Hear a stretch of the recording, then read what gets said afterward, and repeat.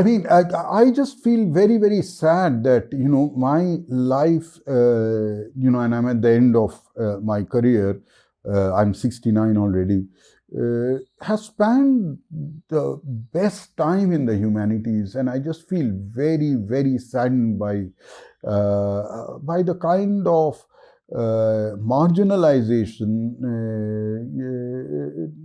not because, yeah, there's one thing I want to say, in Delhi in any way, that's the only place I know very well, our students are just getting better and better, we're getting better and better students. I mean, my PhD students are far, far better than, what I was when I was at their stage of life, far better, no comparison. I mean, they're working with a larger set of problems. They are negotiating their way through very, very difficult conceptual questions. We have a whole, we don't lack students. I mean, students want to come and study literature.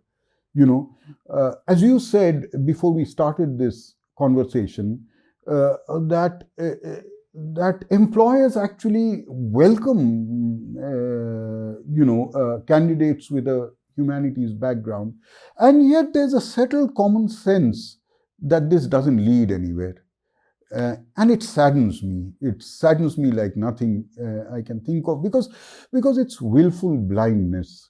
So yeah, I mean, this peculiar thing of the marginal becoming central, and what ought to be central, what ought to, preserve. I mean, what works for the longevity of the world, that's the only thing I can say, right? I mean, we're all committed to one thing, that the world, everything will die. We know that. I mean, the world is not an infinite entity, but it's upon us to keep it going as long as possible, and everything that speaks for that common interest, which should be completely central to our preoccupations, is marginal, is not worth talking about. Everything that speedens that process of destroying, I mean, denuding the world as soon as possible, as quickly as possible, is central. So if the humanities are not needed now, I mean, what are the stakes? The stakes of the world